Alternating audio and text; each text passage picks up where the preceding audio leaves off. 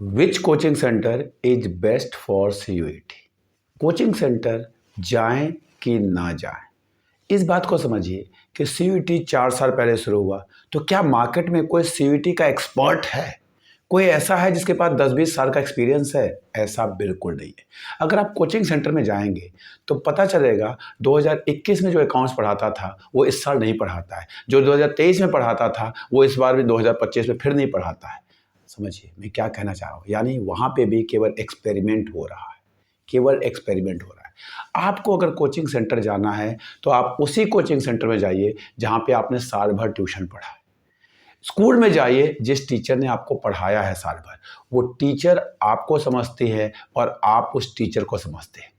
आपकी जो स्कूल की टीचर है उसको अकाउंट्स का, इकोनॉमिक्स का, बिजनेस स्टडी का, फिजिक्स का, केमिस्ट्री का 20-20 साल का, 15-15 साल का एक्सपीरियंस है और सबसे ज़्यादा उसको आपका एक्सपीरियंस है। वो आपको जानती है, आपकी नज़रों से आपको समझ पाती है।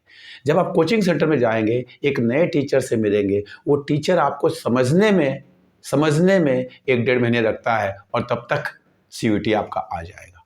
प्लीज़ ऐसी गलती ना करें। अगर आप टीचर हैं तो प्लीज़ बच्चों को बताएं, कोचिंग सेंटर जाके सीयूईटी नहीं होता, नहीं होता, नहीं होता। जो बच्चा अच्छा है उसका सीयूईटी होगा, जिसने साल भर पढ़ाई नहीं की उसका सीयूईटी नहीं होगा। नहीं होगा का मतलब अच्छा कॉलेज नहीं मिलेगा। अब लास्ट मोमेंट पे जब ये 40-45 दिन बचे हुए हैं, इसमें सीयूईटी की प्रिपरेशन कैसे करें, ये क्वेश्चन आपका वाजिब क्वेश्चन हो सकता है। तो आपको केवल और केवल एनसीईआरटी पढ़नी है। डोमेन की मैं बात कर रहा हूँ, केवल और केवल एनसीईआरटी पढ़नी है। एनसीईआरटी के बाहर कुछ नहीं आता, कुछ भी नहीं आता। एक क्वेश्चन आपको एनसीईआरटी के बाहर नहीं आएगा। एक बार, 2 बार, 3 बार, 4 बार एनसीईआरटी को लाइन बाय लाइन पढ़िए और जितना हो सके मॉक पेपर दीजिए। आप अकाउंट्स के 10 मॉक दीजिए, बिजनेस स्टडी के 15 मॉक दीजिए, फिजिक्स के 20 मॉक दीजिए, जो भी आपके पास सब्जेक्ट है उसके जितने मॉक देंगे उतना आपकी स्पीड एंड एक्यूरेसी इंप्रूव होती जाएगी और आपका प्रिपरेशन ऑफ डोमेन हो जाएगा। बचता है इंग्लिश और जनरल टेस्ट। जहाँ तक साइंस वाइंस के बच्चों का ज़रूरत है, उनको तो न इंग्लिश की प्रिपरेशन करनी है न जनरल टेस्ट की करनी है। क्यों नहीं करनी? क्योंकि इंग्लिश उनके लिए क्वालिफाइंग होता है और general test physics honours, maths honours, chemistry honours, इन सब में ज़रूरत ही नहीं है। अगर आप बीकॉम ऑनर्स की प्रिपरेशन कर रहे हैं, अगर आप इको ऑनर्स की प्रिपरेशन कर रहे हैं, अगर आप हिस्ट्री ऑनर्स की प्रिपरेशन कर रहे हैं, अगर आप ज्योग्राफी ऑनर्स की प्रिपरेशन कर रहे हैं, तो वहाँ पर भी जनरल टेस्ट आता ही नहीं। अब इंग्लिश की प्रिपरेशन करने का तरीका बता रहा हूँ। आपकी रीडिंग एबिलिटी, आपको लगता है कोई कोचिंग सेंटर वाला आपकी रीडिंग एबिलिटी इंप्रूव कर देगा? नहीं होगा। रेन एंड मार्टिन नाम की एक बुक आती है, उसको पढ़िए। वहाँ से कुछ ग्रामर, कुछ वोकैब और कुछ पैराग्राफ, अनसीन पैराग्राफ के क्वेश्चंस करिए, आपका काम हो जाएगा।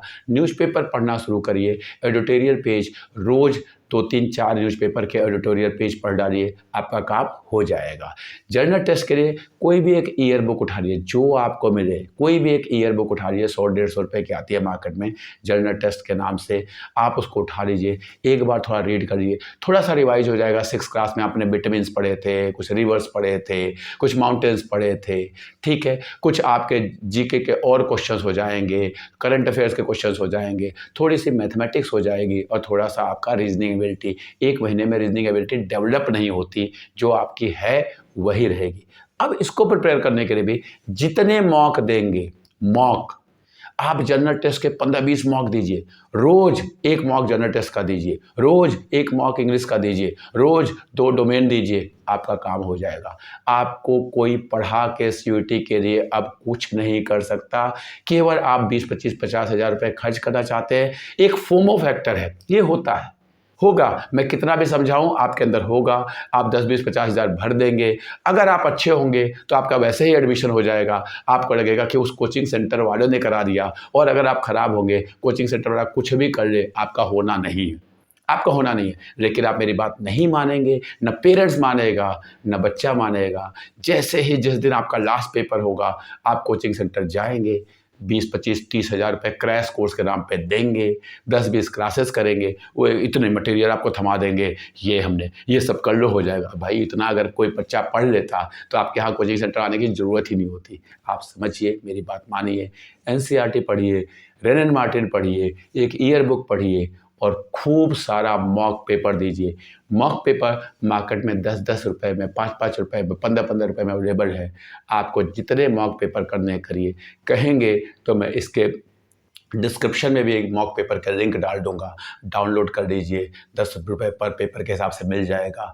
जितने मॉक पेपर करेंगे, आप कोचिंग सेंटर जाएंगे वो भी आपको मॉक पेपर ही देंगे, वो आपको 20,000 में देंगे, 25,000 में देंगे, और मार्केट में 10 रुपए में अवेलेबल है। 10 रुपए पर के हिसाब से मान लो 700, 800, 900, 1000 रुपए में इतने मॉक मिल जाएंगे कि आप कर नहीं पाएंगे। मॉक करिए, मॉक करिए, मॉक करिए। एनसीईआरटी पढ़िए, एनसीईआरटी पढ़िए, एनसीईआरटी पढ़िए, और अपने टीचर जिसने आपको साल भर 2 साल ट्यूशन पढ़ाया है, जिसने आपको साल भर 2 साल स्कूल में पढ़ाया है, उससे टच में रहिए।